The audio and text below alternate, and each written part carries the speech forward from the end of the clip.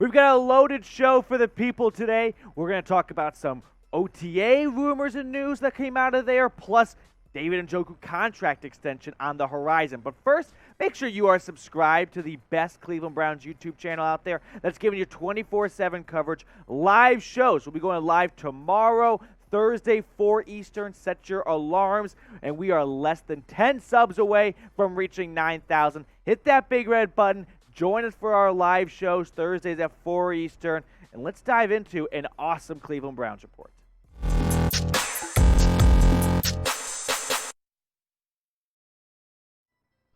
Today's show is presented to you by our new sponsor, Aura, an all-in-one digital safety company. Very exciting stuff going on over there, and I'm very excited to tell you all about it. But first, let's get into maybe the meat and potatoes of today's show, which is a David Njoku contract extension coming up soon.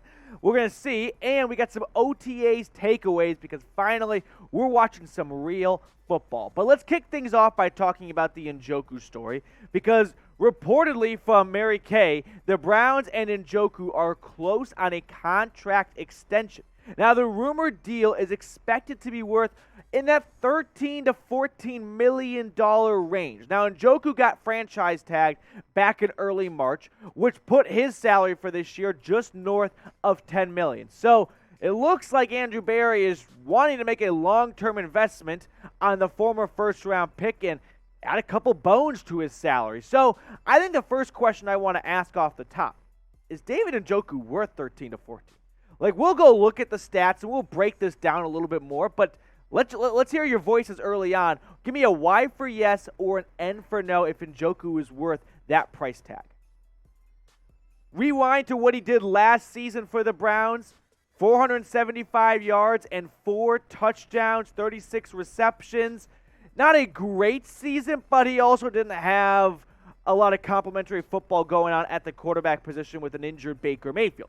In terms of what he has done over his career, 1,700 yards and 15 touchdowns. Were you telling me we're about to give a guy $1 million for every touchdown he's caught so far? Almost like $900,000 per touchdown? It seems a bit high. Now, if you look at the top 5 highest paid tight ends in the NFL, Njoku would slot right below Mark Andrews and above Hunter Henry. And if you play fantasy football, you know the tight end position is hard to nail down. There's a huge drop-off from the Kittle, the Kelce's, and the Andrews of the world to Dallas Goedert, Jonnu Smith, and Hunter Henry.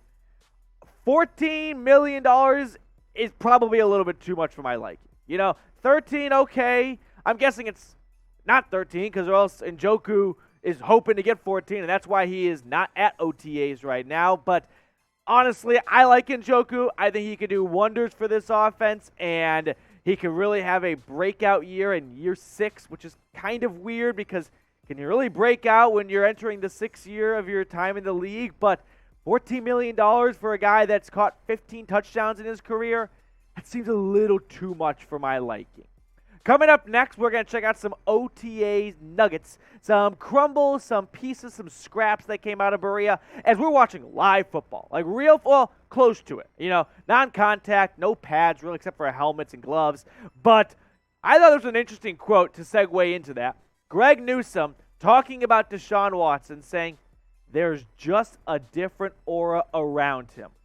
An excellent segue into some OTA takeaways. But first, speaking of aura around Deshaun Watson, let's talk about Aura, an awesome company we are partnering here with at Chat Sports that has some great benefits for you from financial fraud protection because guess what? We are online and doing more online than ever before. Identity theft protection. We all know the scene from The Office when Dwight looks up and says, "Identity theft's not a joke, Jim. Millions of families suffer every year from it."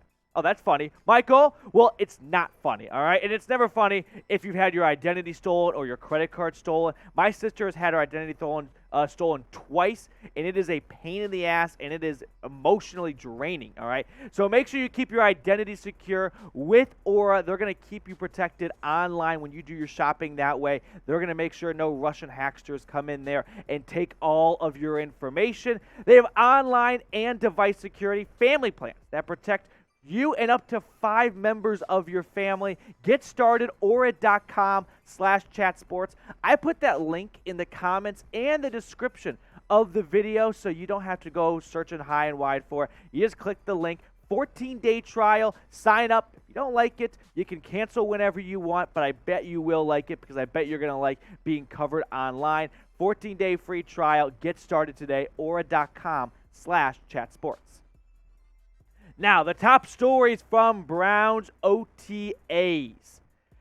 It's fun seeing football. I don't know about you, but I've enjoyed watching the 10 to 20 second videos that have come out of Deshaun Watson dropping dimes, which he has been doing all over the practice field. And I get it. He's throwing to wide open players, but at least it's football, right? And who's going to argue about that? Now, I thought this was interesting, though. Deshaun Watson took a majority of the snaps. Brissett and Dobbs were holding the clipboard for a lot of time. Interesting, because don't you think Brissett would have a good amount of goes with the number ones in case he has to start for a handful of weeks if a suspension happens? I don't know if I'm reading too much into this, but a tiny part of me is like, ooh, does Watson feel confident that he's going to be starting all 17 weeks? Listen, Deshaun Watson also made everyone look good out there. It's hard to single out one wide receiver. David Bell had an awesome catch. DPJ looked awesome. He had a great touchdown catch against absolutely no one. But still, he was spreading the football around. He was spraying it. He was making everyone look like a great wide receiver. And that's why you go out and get a $230 million quarterback. He elevates everyone else around him. Cameron Justice, who covers the Browns, had an interesting tweet I thought you all should see.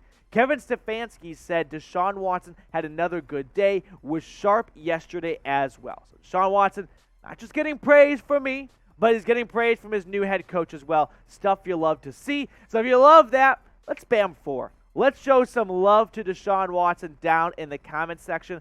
We were tired spamming 90. It worked. It got Clowney back. I think all of us can pat ourselves on the back a little bit. So let's show the new QB some love by getting his jersey number down below. This next story comes from Nate Ulrich at the Akron Beacon Journal. No surprise here, but a couple of lineup notes confirm what has been expected. Corner Greg Newsome working in slot with 3 corners on field in 7-on-7. Denzel Ward and Greedy Williams, the other 2 corners. Nick Harris working as the number 1 center, followed by Ethan Posick. So let's go to the horse's mouth about Greg Newsome at the slot position. Playing in the slot, you get more help and you're around the ball more. There's some things I'm really looking forward to. Okay, so we analyze the depth chart now because after Martin Emerson was picked with the Browns' first selection of the draft, there were a lot of question marks about who would play slot. And that question mark got a lot bigger when Troy Hill was traded. And I tossed out the idea of Newsome moving to slot. And some of you kind of dunked on me and said that's not going to happen. Kind of looks like it, right? At least it looks like it early on. Now, we're in early May, so I'm not going to get drunk on this Kool-Aid here. But at the moment, this is what Stefanski wants to see initially. But who do you think should start at that slot corner position? Should it be Newsome? I don't think Martin Emerson's not a fit there. He's 6'2". He's lengthy. He's got great hands. Well, he's got, good speed, but that's not what you drafted him for. Newsome makes a little bit more sense to me, in my opinion, at that slot position. Let me know what you think down below in the comment section. One last time, check out the depth chart here while you get your answers in if you want to be reminded. Hey, Sean Jolly, he's a UDFA to keep an eye on. So is Junior Falk. Maybe one of those 2 guys can surprise everyone and win a slot position. Ultimately, though, I think the Browns are just going NBA lineups on us. I think they are going with the best 5, well, in NBA terms, best players on the field. You know what I'm saying? We're no longer in the age of the NBA where you have a point guard, a shooting guard, a small forward, a power forward, and a center. No, you're seeing what teams are doing. They're just putting their best guys out there. And for the Browns, they'll find a way to get their best players out there, right? They want to see Denzel Ward, Greg Newsome, Greedy Williams, their top 3 corners at the moment, on the field at the same time. Even if that means Newsome isn't playing at his best position, which I think is outside corner, they want to see talent on the field. They don't want to have to sit Newsome or sit Greedy Williams because they're not ideal for the slot. They want their best guys out there, kind of like what we're seeing in the NBA this day and age. Another interesting piece from our friend Nate in what looks like a wide open competition at defensive tackle. Browns predictably given the nod to veterans at OTA practice, rolling with Taven Bryan and Jordan Elliott with the 1. So, let's look at the depth chart here for the defensive tackle spot. How awesome is it to see Jadeveon Clowney's face, by the way, no longer Chase Winovich a part of that starting lineup. No offense, Chase. Love the jersey number, though. But Jordan Elliott and Taven Bryan, as of now, are the early starters for the defensive tackle spot. This is going to be a revolving door. This is a position that is going to go into – this is the top battle of a position group at OTAs and into training camp. This is going to be the top battle into the preseason, at preseason games, and I don't think anyone's got an inside track to a starting job. Everyone's rooting for the rookie, Perrion Winfrey, but he is just a rookie. So, I think we should all collectively kind of pump the brakes a tad on just handing him a starting role, okay? Bryan was a first-round pick for the Jags back in 2018. He's been fine in Jacksonville. He just hasn't looked like a first-round pick. So, if I had to bet, I think Bryan's going to be your week 1 starter. And I'm guessing Jordan Elliott is too. I just don't know if through through training camp and OTAs, Winfrey or Togiai can do enough to overcome that. But maybe throughout the season, we could see a changing of the guard there. It's also awesome to see Jadeveon Clowney out there. I mean, he was chopping it up with his teammates on the sideline, having good laughs. At one point, for example, an interesting story came out that Anthony Walker Jr., who, by the way, was interrupted at his press conference with the media because Deshaun Watson came up and handed him a Rolex box, which probably was for the jersey number swap, right? Walker giving Watson number 4. But anywho, Walker texted Clowney after Clowney re-signed. He was like, awesome to have you back there. And Clowney said one thing back to him, Super Bowl. You just got, that's the kind of stuff in May you eat up. Num, num, num, num, num, like Kobayashi. Now, it is interesting to think about if Clowney would be here or not had Baker Mayfield been, or had Deshaun Watson not got traded to the Browns and Baker's the starting quarterback. Because it kind of feels like Clowney came back for one reason only, and that was Deshaun Watson being the new QB there. So just some locker room drama to speculate about over there. Now, as we get towards the end of the show, let's look at the people that were not practicing at OTAs. There's not a team media published list out there. We're going off of eyesight, counting jerseys, and saying, all right, you're on the field, you're not on the field. Some notable names that were not practicing, okay? That's the key word, practicing. Baker Mayfield wasn't even in the state of Ohio, my guess, all right? Last I thought, he was in a bar in Omaha. That's where my Scooby-Doo chase led us to. Myles Garrett, all right, he's a veteran, voluntary.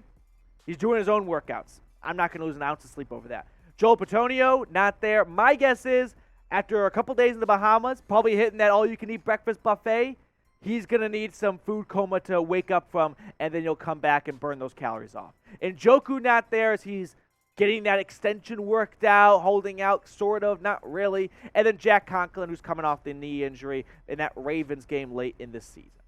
That's going to do it for us on today's show. Make sure you follow me on Twitter, @MatthewPeedy. If you want more Browns updates, like, say, David Njoku gets extended, we'll get the tweet out, and then we'll get the video out to you guys ASAP as possible. Hit that big red button, subscribe. Appreciate everyone that clicked on today's show, and I'll see you guys later with more Browns news and rumors.